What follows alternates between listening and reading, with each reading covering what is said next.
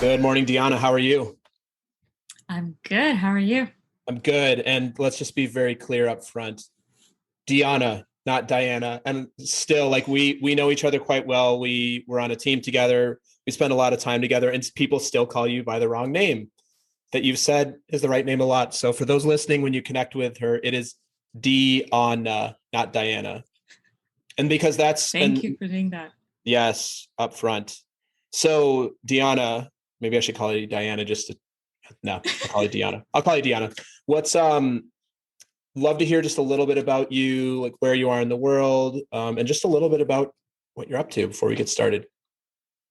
Yeah, sure. And yeah, thanks for starting with my name. Actually, because of people constantly changing it, I now go by Didi at all places. I just Are go you with really? initials because I in didn't all know my that. signatures, even my website is like based on Didi just because it's just easier. My name is Yeah. not easy to pronounce. Why torture people? Um, But yeah, so I am a growth and performance coach, which is another word for coach. And it still feels very weird to say that because it is very new to me. And all my life, all my professional life, I've been identifying myself with my resume. Like I was a quant or I was a consultant or I worked at a bank. And all of these were very cookie cutter, following the conveyor belt type of jobs. So like now all of a sudden I'm like, oh, and I'm a coach, which confuses people and myself to a certain extent. But yeah, I found my passion, and now I really want to work with people and help them, live a happier, more fulfilled life. Um, and not instead of work, but in everything that they do. Yeah. Awesome. That's the very, very short version. Well, we'll get into more of this. Trust me. I've got plenty of questions for you here. What so you obviously have an accent. So if you just share like where you're originally from and then where you're currently sitting and where you are now. Yeah, I'm originally from Bulgaria. I moved to the US for undergrad and I lived on the East Coast. So basically was in Worcester for 4 years and then Boston, and then followed by Chicago and now finally New York. So honestly, like I don't even know what my accent is anymore because I don't sound like someone who just moved from Bulgaria to the US, and I don't Yeah, sound like someone from Boston. It's just like certainly weird not. It's a unique. mashup of all of It's those. great. That's awesome. Well, I know we're gonna have a great conversation. And like I said at the top, sometimes on the show, I interview people I've never met before, like another episode I recorded recently. Deanna and I know each other quite well. So you will probably hear, I will try to remove some inside jokes out of the conversation to be like, what are they talking about? And maybe I'll be bad at that. But Deanna, what's something that you nerd out about? So that's a I love that question. And the first time I heard it, like because on all your episodes you ask it obviously, but it's like well, what does nerd out mean? Like I need the proper definition so that I can go and figure out whether I fit within the proper definition. So I clearly nerd out about keeping everything right within a certain definition and all that. Mm, Um, but if I have to actually answer the question, I get super curious and like very deep into like rabbit holes about people's paths. So anything that is surprising, like anything that people expect that someone is going to go a certain way because of stereotypes or whatever, and they just have something in their life that's completely different. So like being in a bank, like that was so easy because anyone who's not a typical banker was interesting. Then when I moved to the US, like there were so many examples of like the international students, like there were a ton of stereotypes and you see them like branching out of that, which is interesting to observe. And then my favorite is looking at bands, like music bands, and like seeing what their lead singers are doing, which is not fitting everyone's expectations. Yeah, it has become like a favorite pastime. I mean, I'm going to need an example now of the band thing specifically, because, you know, and you and I are both big music people, and I'm curious, like, does anybody pop into your mind immediately? Is like, oh, that's super interesting. Yeah, so one of them is there's this band called Bring Me the Horizon, where the lead singer is a kind of was a speaker for PETA. Like, he's a vegan or vegetarian, Yeah. and this is his big thing. And in addition to that, he has a clothing brand called Drop Dead.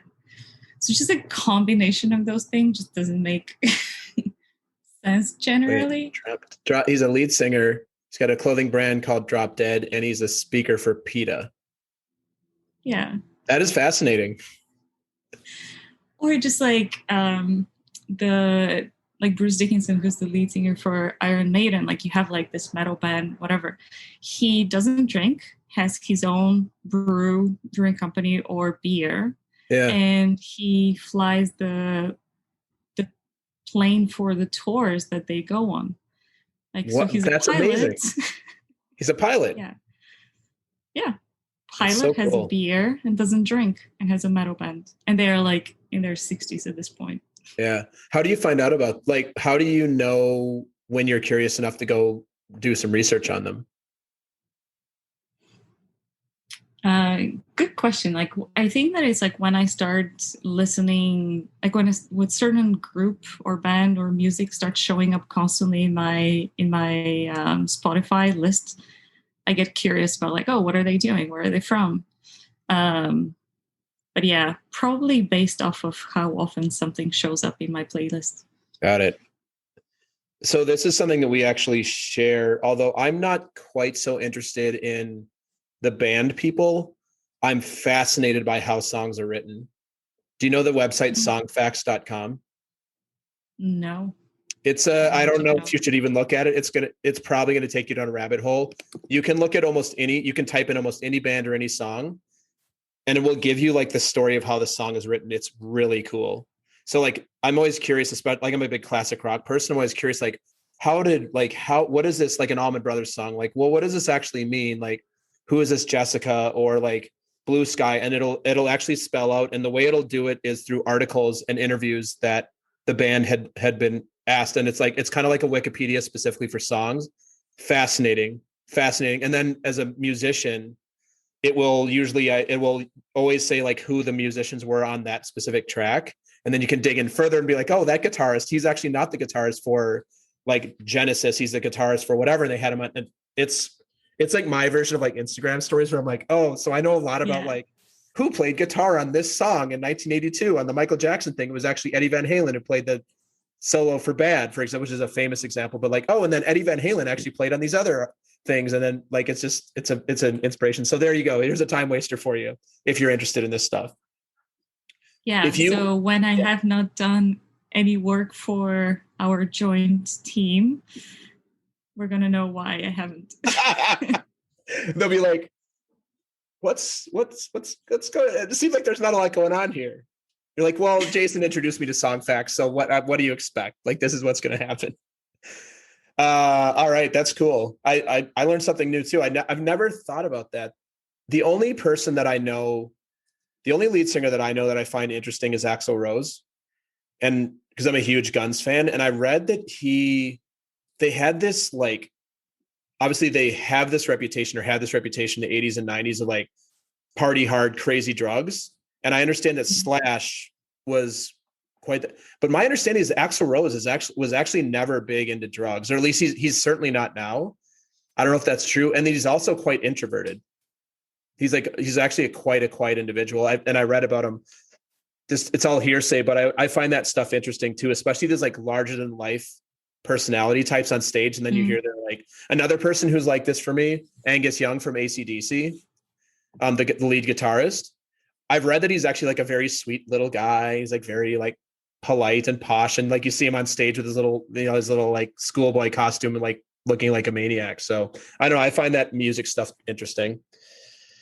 Very cool. Well, we could spend the next hour definitely talking about music, and maybe we will, but we'll see. We'll see how the next things come out of here. All right. So DD, What's something that's inside your comfort zone that might be outside of somebody else's?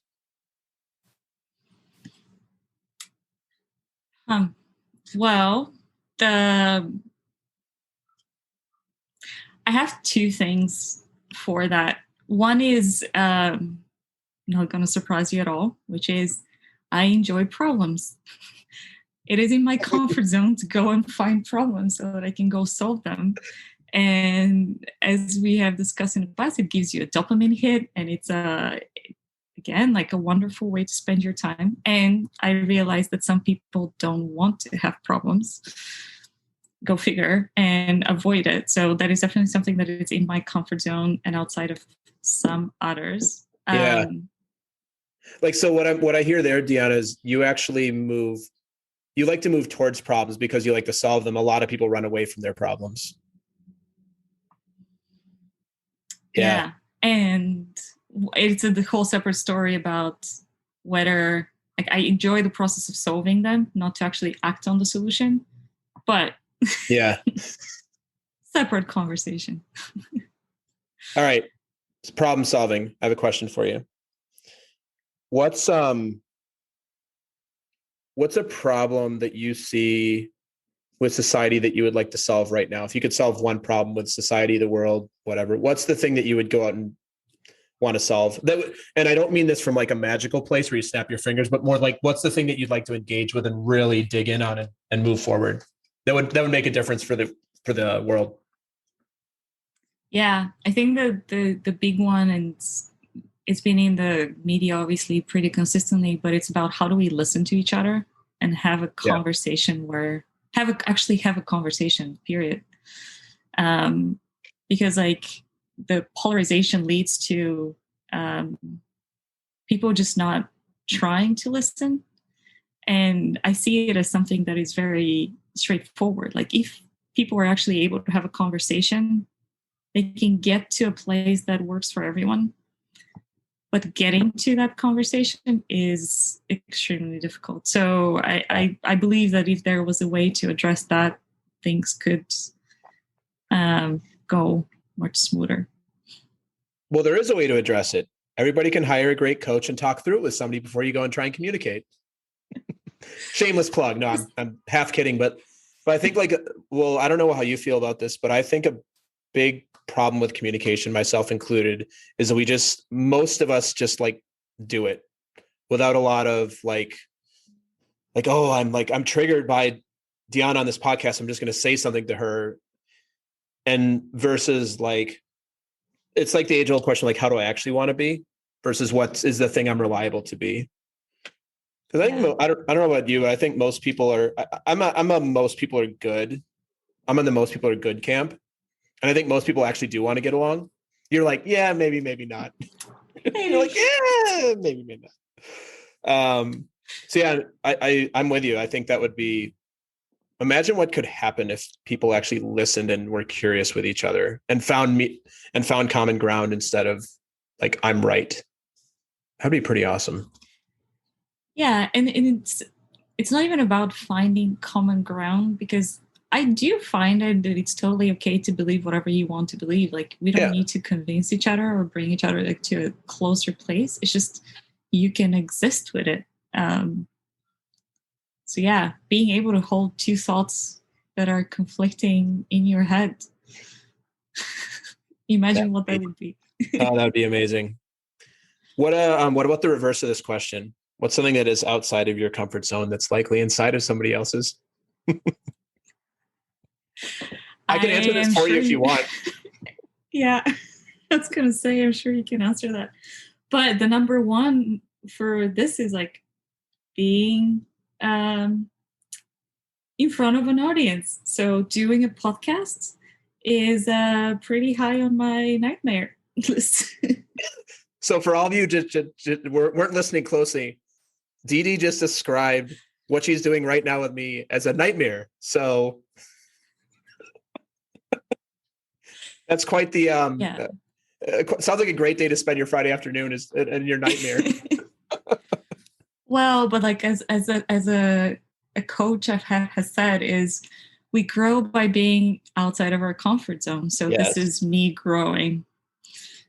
But yeah. Well, I have No, some like, I have some news for you, Deanna. I booked you on Dax Shepard's podcast, which gets about 30 million downloads. So, mine gets quite a bit less. I'm not quite there yet, but yeah, like the next step for you is to get booked on these shows that have like 100,000 million. I think maybe Joe Rogan might have you on soon. So cool. No problem.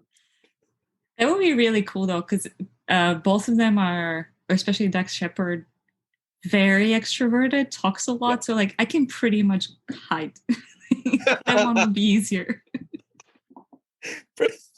You're like, Dax, just do your thing. Just be funny. Like, I'm just going to sit here.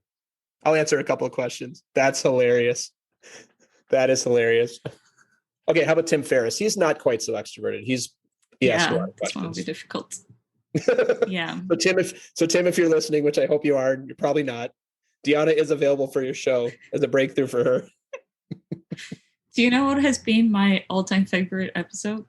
Was a joint one between Dax Shepard, Tim Ferriss, and Brené Brown. Yeah. Those three talking to each other. Oh, yeah. It's great. Talk about a weird combo. I think actually, just going to say this out loud, I think you would be a great guest for Tim Ferriss' show because you're somebody who likes to like life hack stuff from like, especially like the analytical of like always, like fine tuning, what's the way to optimize like that. I think you and him actually share quite a bit of that passion for like that part of him. He's done this for like all parts of his life. I think for you, like you're also somebody who really like looks at how do I maximize, how do I optimize, what does the data tell me, how do I get the 1%, the 2%, which would be, I'd like to hear you and Tim talk actually. So if anybody on the show listening knows Tim, Deanna is available. I'm creating breakthroughs for Deanna and also I'm selfishly want to hear the two of you talk. I think it'd be a good combo. Yeah, Jason, let's get through this one first before we set up next steps. Okay, fair enough. All right, so let's move on to speaking. So public speaking, I know you do speaking, been up in front of people in your career and everything. So if I gave you 5 minutes and you were able to speak on anything and we all got to hear you, the whole world got to hear you, what would you talk about and what would your call to action be for the audience? Yeah, I think that it depends on the audience. And I love how you phrase the questions like everyone is listening. So there's no way to be more targeted. But my big thing has been for a while, people development. Like I think that corporations need to realize how much benefit there is if that is truly prioritized. Like managers and leaders, just when they're working with their teams, like if they spend 10% more time on actually talking to their people, listening to them, like supporting them and hearing their needs would make such a huge difference. And then from like to own our own side of things, like if people really focus on their own side of the garden, like, and clean up their stuff, huge difference. Like I was just thinking about, can you imagine like the banking industry as a place where you have a bunch of people that like their job? No, don't need to overcompensate by drinking like abuses and just like overworking and just chasing stuff. Like that could be such a different world. Like people would, instead of going to tech companies, would want to go into finance again for the right reasons. Right. Yeah. What do you see as you said if leaders and such just gave an additional 10%, what is that 10% being used for currently in your opinion? That's not being generating like what your speech is about. Yeah, I think it's like focused on solving problems. Going back to my comfort zone, I think that it's very easy to fall into the trap of, well, this is not a people problem. This is like a problem about efficiency or what process have we set up or how do we do a certain thing, versus realizing that it's actually everything is within a conversation and within a relationship. And you can focus on incentivizing your people based on like some performance matrix, or you can actually hear what they care about, what drives them, and generate that. Like, and I'm sure like with all your clients, you have seen that as well, like where people's needs are very simple. Like people want to be appreciated, people want to be heard, people want to do something that they deem meaningful. And those are easy to satisfy if anyone is paying attention to them. Yeah. So if we have anybody listening that's like, oh wait, am I one of the people not giving the 10%, which it's likely that we will? What's your call to action to them specifically? What would you have them do to start this as a process? And I say this from kind of the context too of coming from corporate as well. A lot of companies just don't have this built in. It's just not part of the framework of the company. Yeah. What would you like? Or if you have a coaching client who's a leader, a manager is like, hey, Dion, I really want to work on how I show up more powerfully for my people. I don't feel like I have the 10%. I don't have the support of my company. Where would you take them? Well, probably 3 places. First of all, like if it's a leader or someone who's a manager, just go on a listening tour. Like go and talk to your people and try to see what's working for them and what's not working for them, but not from the lens of am I a good manager for them or not, but rather just truly focusing on what do these people need. Because once you understand that, you can go and make a shift, make a change. Yeah. The second thing is going like deeper in yourself and like starting to focus on self-awareness. Like there's this whole like movement of radical self-awareness, like where people just really understand what drives them, what motivates them, but also like if you know what drives you, you can then shift and kind of tailor it to being a better leader or a better manager. But if you don't know yourself, you can't do any of it. Yeah. And then the third one, which is coming from coach to coach, is like just ask for support. Yep. Like I think that it's such a difficult thing, like when you have the working within a certain system and like everyone is operating in a certain way, to all of a sudden try to change it. Yeah. And it just doesn't have to be hard. Like just go and talk to someone, use a independent perspective and get support. Yeah. Did you so I know you were a manager at a bank, and you did consulting work. So in all the things that you shared, do you see yourself as the person who wasn't invested in for much of your career? Say that in another way. What do you mean? Yeah, like the person, like you're describing the like what people could do to make this better. Have you been on the receiving end of this not being good for you in your corporate career? Yeah, for sure. And there has been a lot of hindsight, but I think that my first job, I was super lucky to have people that were amazing. And I think that set up a precedent. And from that point on, anything lower than that was just, what do you mean? Like, that's not what a boss is supposed to do or a manager is supposed to do. So that was definitely one of the pieces that created that feeling that I'm not being invested in enough or supported enough. And then the second one was just, I was very focused on somebody needs to help me versus, I can figure this out myself. And somebody telling me that at some point would have really made a big difference. So like totally own that it was just not realizing that I can do it on my own. I know this is the thing. I'm in the same boat as you, looking back at my career. For anybody listening who's in their career, like you have to ask for this yourself.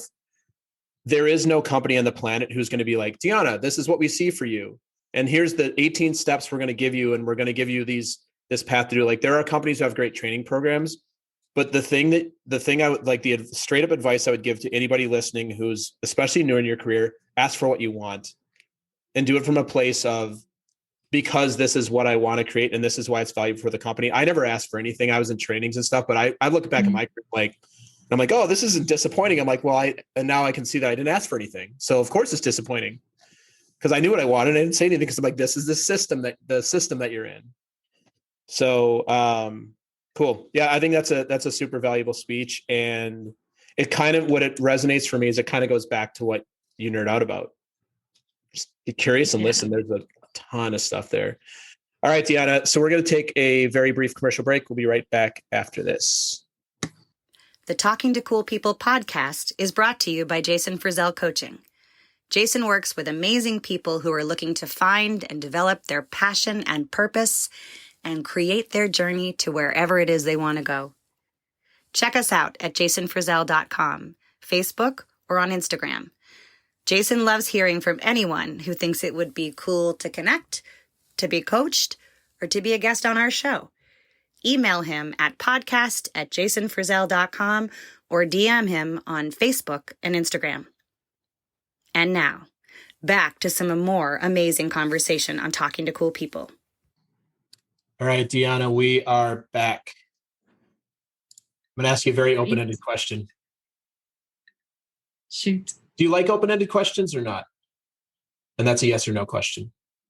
So that's not an open-ended question. Yeah. Yeah. I thought the answer would be yes, but I just wanted to check in. So this is very open-ended. What do you want the audience to know about you?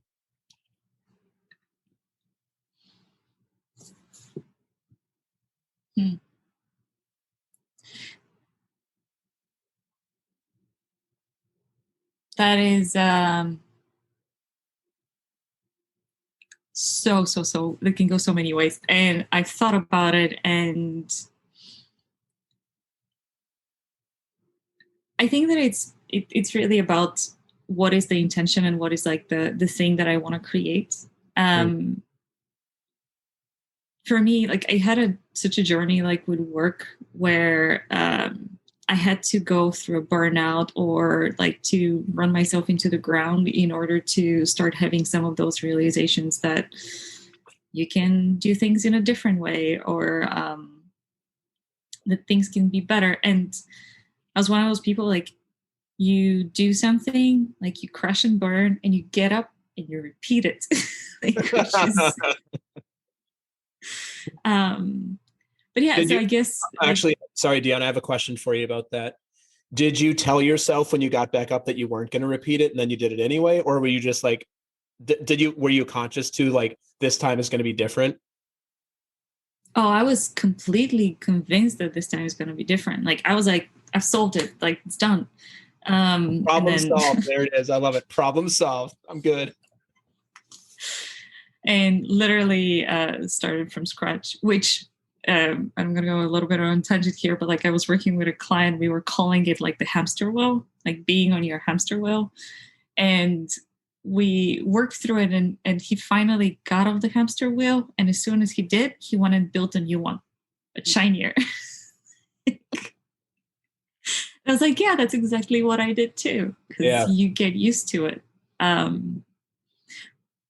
yeah, but going back, like I would love for people to know that the reason why I'm so passionate about this, and like the reason why I have gone into this work, is because I've been there, and it's so unnecessary, and I really care about people going to the conclusion and to the outcome without having to go through the painful pieces of it. So it's really like I care about this so much because I don't want people to go through what I had to go through. Yeah. Any other topics? I can pick some topics if you don't want to pick some topics. I'm kidding. Go ahead. I'm curious what would be top of mind for you. No. I'm trying to think what I want to know about you that I don't know, because I don't know a lot.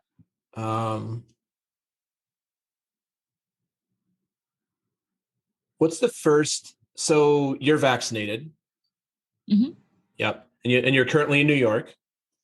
Yes. What's the thing? And I believe you're going to be moving soon. What's the thing you're most excited about the world getting back? And like let's say that, although I read an article today, like herd immunity might not be possible. I'm like, oh great, mask for the rest of our lives. But like, what's the thing that you are most excited to get back out to doing that you haven't been able to do during the pandemic? And I think I know the answer, but we'll see. Yeah, it is going to live concerts, and that's what I figured it was music. Yep, me too. And like going back to dancing, it's just like all these places where you're connected with a large group of people based on like a common experience, like other stuff like musical theater, like whatever. Yeah. But yeah, I really miss that, and that unfortunately is not gonna. It's gonna be one of the last things that comes back to normalcy. Yeah, up where we live, we live near Bethel Woods. I don't know if you've ever been to Bethel Woods. It's where Woodstock took place in '69. It's like a beautiful outdoor amphitheater. You get a lot of classic rock and country bands up here, like, but big. Like we have like Paul McCartney's been here. Like they get like, we've seen like Tony Bennett and Lady Gaga were up here a few years ago together. Like big name. And I think they're open this summer, but it might be because it's an amphitheater. It's like it's all open air. It's got like a lawn, and then it's got that. I'm curious, and I'm asking this because I haven't been paying attention. I know that Broadway is supposed to be back in September, I think. Have they announced when concerts are going to start opening up at like Barclays Center, Madison Square Garden? Any of those? Yeah, I started getting like bombarded with emails about like events are coming up, but that's what also happened last year. I had tickets for a show that were rescheduled now for 2022. But yeah, I think that they're coming back. It's just going to be a new version of the experience, like what was before, like open space, 50 people in 1 square foot. It's gonna be very different. So yeah, like the big venues are opening up at like a limited capacity. Yeah. Oh, okay. That's good. All right. I have one more. There's gonna be. Go ahead. I was just gonna say, like, I'm sure there's gonna be a ton of innovation around like how those experiences going to look like. There's going to be different ways of interacting with like the audience, and I'm super curious like what that would look like. I'm sure it would be really cool. Man, I just had a vision of you being one of the people that figures out how to do that. I feel like that'd be a perfect thing for you, like a passion of music coupled with like, oh, we have this problem and we can't do it the way we used to do it. That would be like a perfect thing for you. There you go. Yeah. Side hustle. There's another side hustle for you. Another thing on top of a busy coaching business, like, or a scheduled out coaching business. Hey, you're going to solve this for entertainment industry. There you go. Yeah. All right. I have one other question for you. What's a musician or band that you never got a chance to see that you now never can see that you wish you would have? And you could pick one. Ooh. Oh, the Beatles. As the Beatles. Yeah. Which version of the Beatles? Any, honestly, like I think that it's just to see them live would have been really cool. Have you seen? I think that there's. Go ahead. I think that there's like a huge difference between seeing, like, listening to albums and like then seeing the artists like in their elements performing. So I'm assuming you were going like, I haven't seen Paul McCartney or any of them. Like, yeah, have you seen Ringo or Paul? You haven't seen either of them. Yeah. No, but yeah. What about you? It would either be Prince or Michael. And I've never, and I'm from Minnesota, so Prince is like the native son. And I never saw Prince because by the time when Purple Rain came out and he became like a worldwide phenomenon, that would have been 84. I was only 7. So by then he was like too big to play in the local, like he would never have played in local clubs in Minneapolis. I mean, he actually did. And he actually played at where he lived in Paisley Park, which is in a suburb of Minneapolis. Never saw Prince, and I never saw Michael Jackson. And I just think they're two of the greatest like artists of all time. Yeah. And each like very strange individuals, and also just like musical genius, like just absolute pure genius, like off the charts genius, which has them be strange individuals. Because I feel like when you get to that level, you have to have some level of strangeness to actually be able to go and have that level of talent. That's my impression of how it actually works, which is why most of us are like which why most of us aren't really that strange, but are also making, like creating music like Prince. Like I read once that Prince said he could write a song every day for the rest of his life, and it would just start to touch the level of things that he had in his head, which just boggles my mind. Like he's like, he could wake up every day and write a song, and it'd be like a small percentage of what he actually had inside of him to write. It's pretty unbelievable. Yeah. So this is the part of the show that I'm scared of, where Deanna's going to I'm going to ask you to ask me something. I have no idea what you're going to ask me. I feel like I might be in for quite the fun little trip, or maybe the audience is in for the fun trip. So let's just get it over with. Deanna, what do you want to ask me? I have 2 questions, and I think you're going to love both of them. I very likely will. All right.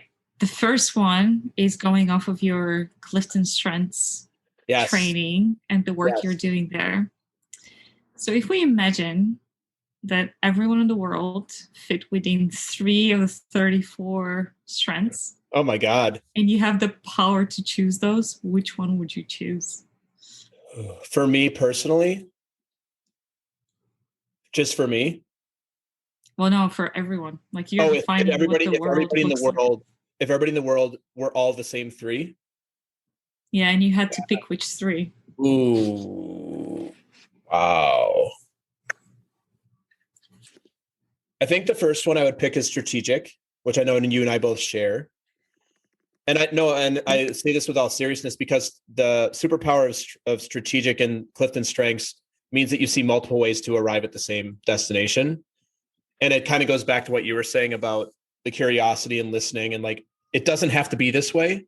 There's actually multiple ways to do it. I think the second one would be harmony. Harmony in Clifton Strengths is defined as it's just what it's like, the ability, like your superpower is not only getting along with people, but having other people get along with each other. It's like, I'm quite low in it, because I actually enjoy conflict most of the time, not all the time, but I think, like, again, looking through the lens of the whole world, what the world actually needs, not what would entertain me personally, but what the world would need. So it'd be strategic, harmony. And the third one, this is a great question. You're running them down in my head.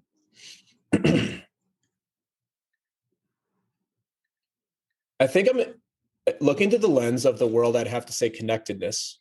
And connectedness is the superpower of seeing what would appear to be perhaps disparate things as all related to each other. Something I'm like in the middle for. And so, I mean, I'm envisioning what if the whole world could see multiple ways to get to a solution or get somewhere, and we all had a superpower of getting along with each other, and we all realized that it was all related. That would be pretty cool. Did I win? Did I win? Yeah. No, like, it's such a good question, because I'm high in strategic. I'm not high in harmony or connectedness. But through the lens of what you asked, I think that would be the thing. And if the audience noticed, I didn't really go into, like, there's a lot of strengths in there that really lend themselves well to corporate work, like achiever. It's like the ability to like see things through. That would not be what I would wish for the world, because I think a natural output of those 3 would be all the rest of it for the most part. If you know a way to do that, let me know. That I think you would be a multi-billionaire if you knew how to actually get the world in that place. And I'll take 1% of your company, and I'll be very happy with that. Well, it's interesting because, like, I don't think that you need to do anything apart from create another test and tell people that those are the only 3 options, and they're somewhere on that, and people are going to start working towards it. This is why I love you. This is what I love about Deanna, is you always figure out a way to work the system to win. And I'm somebody who likes to win, but I don't figure out how to work the system. So this is perfect. You're like, so Deanna's got to do corporate assessment, and there's only 3 possible outcomes. No matter what you answered, it's always gonna be the same outcome, and it's going to be beneficial to. I love that. That's great. See, this is what I'm talking about. You and Tim Ferriss could talk about this. You could talk about how you can hack it so that no matter the output, it's going to somehow serve your agenda. I love that. It's our question. Agenda, and there's no system. Right, but our agenda, because we're all connected. All right. Man, you got me thinking about that. What's the, now I'm very curious what the second question is. The second question is more of a lowball, but I am genuinely curious about, you have like a billion side hustles. And I think that like, if somebody asks me what you do, I won't be able to answer, or it will take me like an hour to explain like the 15,000 things that you do. Mm-hmm. So if you need to add an extra job to your already broad portfolio, which would it be? You have three options: dead jokes writer, improv actor, or professional networker. All three of those highly profitable businesses. Well, it's funny that you say that, because I don't actually, it's funny that you say that I have a million side hustles, because I don't actually see it that way. I see it's all integrated into one, it's all integrated into my business. But it's interesting you say that, because I'm about to add two more, what you would probably consider side hustles. But it's all related to the things that I actually like doing. If I had to choose one, not a dad joke writer. I like performing dad jokes. I do not like writing dad jokes. I'm not a writer, straight up. Anybody who knows me knows I hate writing, which is why I do a podcast. So I don't have to write anything. I just get to talk all day. That I can do all day. Writing, I couldn't write 1 minute of this podcast. I'd be banging my head against the wall. So improv actor or professional networker. What is a professional networker? It's like somebody like they get paid to go network. That's hilarious. You're like, can you imagine you're like a lunch club? You're like, I actually feel like, so Deanna and I belong to Lunch Club, which I've had some guests on from Lunch Club. We've talked about it. I can see somebody on Lunch Club calling themselves a professional networker. I'm like, well, how do you make money? And they're like, I just network with people and make money. Because you meet some people that are like have these business models. I'm like, how do you make money doing that? And they won't ever tell you. I mean, if I had to choose between an improv actor, can I ask a clarifying question? Only if you ask permission. Yeah, I'm asking permission. Well, it's your show right now. So would I be like an improv act? Would I be like in an improv troupe and like performing every week? Would it be like that? Or would I be like a freelance improv actor? So funny. You're like, hey, I'm available for hire. I have an agent. I'm an improv actor. I think I would have to choose improv actor, because it's just so fun. And networking is fun too, but I'm trying to like not put caveats on it. Yeah, my answer would be an improv actor. And then I tell dad jokes in my improv that somebody else wrote for me. Nice. So when are you starting? Yeah. Oh boy. If you know of anybody who's willing to pay 6 figures for an improv actor, you let me know, and I will be right there. Because I did hear a side hustle, and for me, the lens that I look through for anything else I'm going to do is generally going to be this: is there some sort of dollar made somewhere? Improv might be one of the lowest forms of forms of paid entertainment there is. Yeah, it's funny. It's actually funny that you asked this, because one of my guests from a couple weeks ago, Darcy, she's a vocal and performance teacher.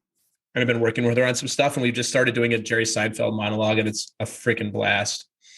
It is hilarious. It's really funny. And it's not improv, but I love performing his material. I would never know how to write it. I'd be like, I don't even know where to go with that, but it's hilarious. Nice questions. It's really, I'm laughing. I love it. So I feel like you're over there, you're like analyzing, like, how is this information useful for me going forward? Which I am all about too. I'm also somebody who likes to like maximizer is one of my strengths. It's like taking things that are good and making them great. All right. So now I've got some more questions for you, and I'm gonna refrain from asking you the same question, because I have three jobs for you, but I'll ask you not in the podcast. Now I want to know. I'm going to give you one of the jobs right now. Professional pivot table maker.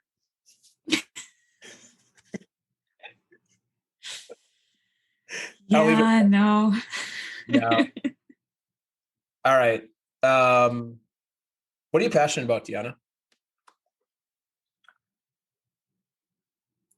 I think it's a lot of the stuff that we talked about, like people, music, I love reading like fiction books, comedy, like, and we've had a conversation about essence and all of that, but like finding ways to laugh or finding the funny in everything, just I care about that quite a bit. But yeah, outside of that, just really understand things and see how they work and see what makes people tick and move forward. What does understanding things or people provide to you? Like, what do you get from that?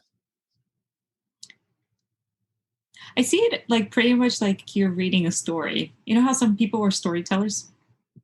I imagine like anything that I hear about as, oh, if I figure out how it works or understand it, then it's almost like a storyteller is telling me a story. And so just the experience of hearing a cool story, like kind of as if you're watching a TV show or a movie or a cool TED Talk. Yeah, that's cool. I like that. Have you run into anything in your life that you can't figure out how it works? Oh, yeah. Being in the unknown. Wait, you can't figure out the unknown? And it drives me crazy. So what do you do when you cannot figure out how something works? I resist it. I fight it. I negotiate with it. I try to organize it, walk away, come back. I think it's just like a constant, it becomes the thing that I want to think about all the time. Mm-hmm. And then eventually walk away, come back and see it as that was not worth the work. It's just straightforward. I have one more follow-up on this because I think this is actually a super cool topic. Because this is not really how my brain works. So I'm really fascinated by this. Is there anything that it was very mysterious to you and you actually figured out how it works? And if it was something that would be beneficial to my life, all the better. Because I'm totally down to hear some pro tips or some ways to hack something. Yeah, I guess another way to put it is there anything in this world or in your life specifically you're like, I cannot figure out how this works, and through your process you actually figured some things out of like the way it actually does work? I think that pretty much anything, like the biggest one has been, how can you not work in corporate? Or how do I be okay with not fitting in a specific box that I need to be? And I think that's obviously has happened on a small scale over and over again over time, but just figuring out how I can start my own practice, given that my whole life I have always thought that I'm going to be in corporate, was one of those things. And it was, you jump and then you kind of close your eyes and you hope that it's going to work out, and you get a lot of support and then a little more support, and eventually it starts being worth it. Well, and let's be clear, you also go through a lot of like, what the F am I doing? I know, like, oh, I know how this thing works. That's the easy game to play. That's the easy and not fun game to play. Because you could, I mean, if like my assertion would be that you could probably throw your resume and probably pick up a job in the next few months and go back and do what you do and do it well. And it's like, take the easy thing inside your comfort zone. Because you actually know how that works. Yeah. It's like the corporate game. Yeah. Yeah. Figuring out something that, and it's especially interesting, like when it's something that you care about, because then you're so attached to it. Yeah. So like, WTF am I doing becomes, what am I doing? Like it's such a different scale. So it's almost like if I had to do something from scratch that I didn't care about, so much easier. Because then you're like break it into pieces and you start moving along. But if you care about it, whole different ball game. Yeah, that's awesome. Well, I think this is a perfect segue to the next question. And my question is to ask you what the thing you're most proud of is.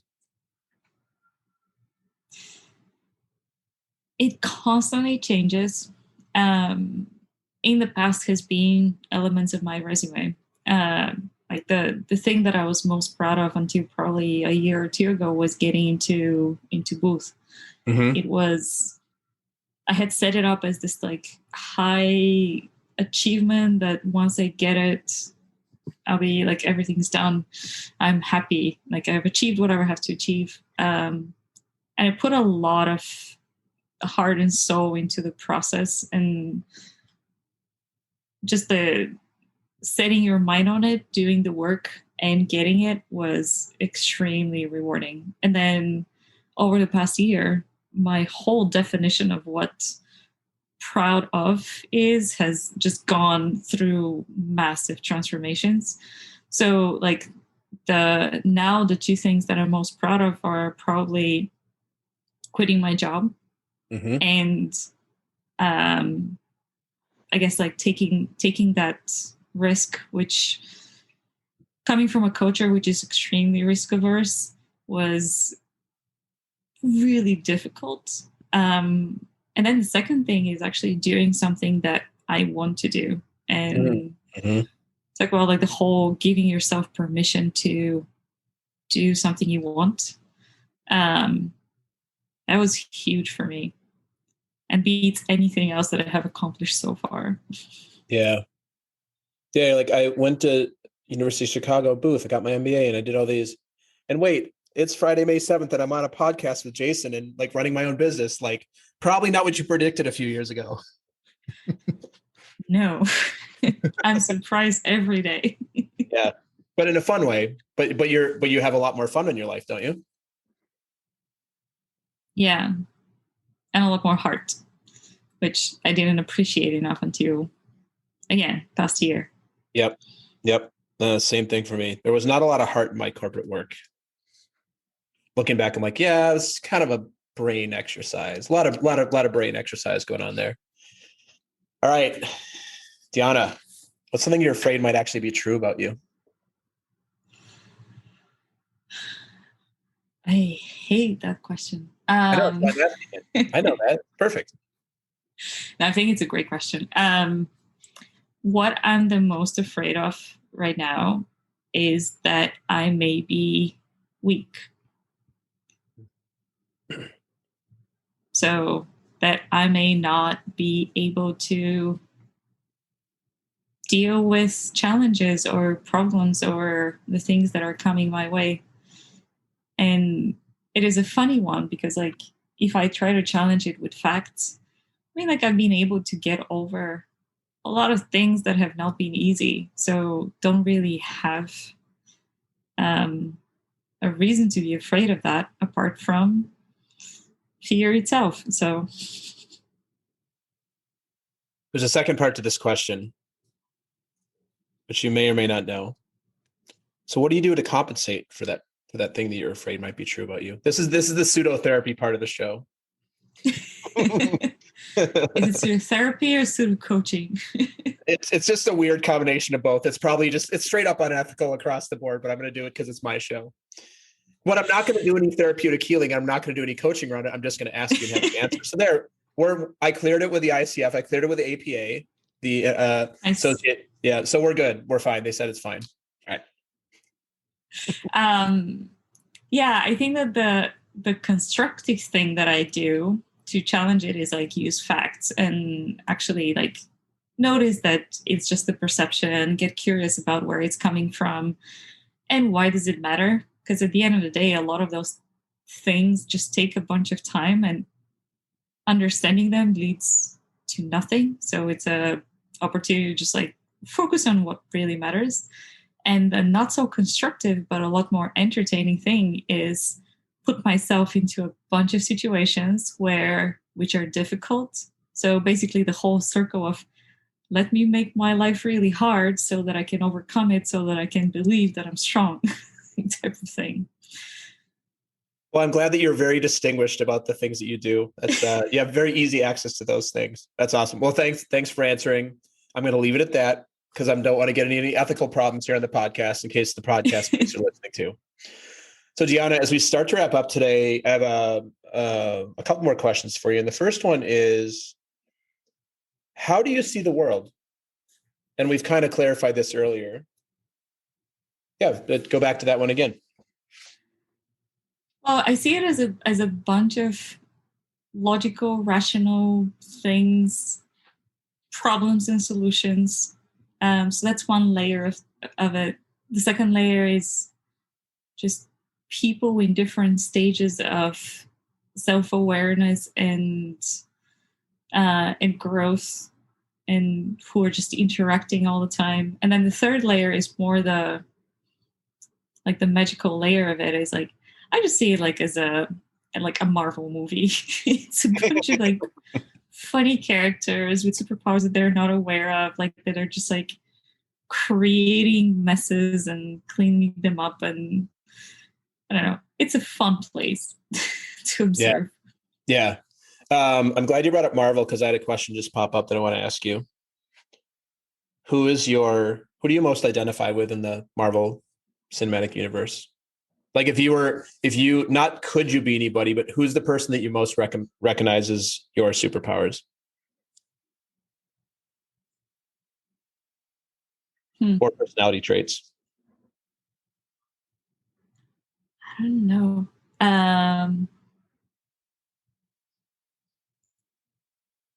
That is a great question. And I know yours. Mine's easy. But I don't know. I don't think that any of the superheroes, I think it's like Natalie Portman's role. Like the researcher who finds Thor. Like that's probably like but she's in the MCU. That's great. Yeah. I said this to somebody that we both know, and I said, I feel like you have the being of Fat Thor right now. And this person's like, totally accurate. Yep, like that's exactly right. Yeah, I thought about it for a second, because you know that beer is a part of my life. But yeah. Wait, Thor or Fat Thor? That there's a big difference when he's depressed and Fat Thor, or normal Thor. Depends on the perspective. Yeah. Nice. Well, how can the audience connect with you? And as I always like to say, everything you're about to say, it's going to go in the show notes, so people have to like scribble this down. But yeah, how can people connect with you, learn more about you? Like, yeah, just besides the Tim Ferriss episode coming up, besides that, I'm really on LinkedIn. Unlike you, actually like writing things, so that's where probably I would be most active. Otherwise, through my website, which is Deanna D Coaching, and or hit me up directly, email me, and I love talking with people, mostly one-on-one. And I'm super curious to hear people's stories. So anyone who wants to share their story and or talk about music, Marvel, or any of the above topics that we discussed, shoot me an email. All right. Thank you. I will put that on the show notes. I have one more question and a request. It's kind of a demand, but I'll phrase it as a request. You mentioned that you like to read fiction books. Do you have any recommendations for the audience? And for me, I'm asking selfishly because I haven't read a fiction book in quite a while, and I'm ready for one. Yeah. So I grew up on kind of fantasy fiction type of books. Like the one that I reread that has been such an interesting one for me is like The Chronicles of Amber by Roger Zelazny. I don't know. It's basically it's like 10 books, or like it's a series, but it's just an interesting world. And if you have watched Game of Thrones and you loved it, you imagine like a different version with less wars. But I think it's a super powerful story. Like I've gotten so much for myself out of it, and just getting reconnected to it reminded me of how much wisdom there is in those books. Yeah. But yeah, that would be probably my top recommendation. The Chronicles of Amber. Yeah. Nice. Yeah, I've never heard of it. I'm not a huge fantasy reader. Growing up, I read the Chronicles of Narnia. I've read their Harry Potter books. I read most of the Game of Thrones books, which just became too much of a slog for me, but that's not generally my genre. that I go to, but like, I totally appreciate it. I think that's cool. All right. So last request for you, DD. Tell me. Word of wisdom. Short and sweet. What do you got for us? Go out and play. I have other words of wisdom for you too. And you heard me say this on a call last week, but if there was a problem, I'll solve it. And I'm tying back in your ability to problem solve with your love of music. And I know you're a huge Vanilla Ice fan, which we didn't talk about. Of course. Yeah, of course. Like, is that, but go ahead and play. Like, I love that. I think that's one of the superpowers you bring is actually the ability to combine the analytical, the problem solving, the brilliance of that while also making it fun. Because I think a lot for me, especially the experience of most people is either they're a lot of fun and they don't have a lot of that, or they got like the serious analytical side. And you actually have somebody who can combine that, which I know makes you a phenomenal coach too, because nobody's probably going to pay a coach and not have any fun with them. Like, I'm going to pay you and I'm going to sit you and we're going to have an hour together, but it's going to be no fun. So congratulations on everything you've been up to, making the change. It's really great to have you on. And I wish you the very best in everything you are up to. Thank you. And thank you for having me. And good luck with Tim. Sure. Thanks for listening to another episode of Talking to Cool People with Jason Frizzell. If you enjoyed today's episode, please tell your friends. Follow us on Instagram and Facebook and give us a shout out, or take a moment to leave a review on iTunes. If something from today's episode piqued your interest and you'd like to connect, email us at podcast@jasonfrizzell.com. We love hearing from our listeners because you're cool people too.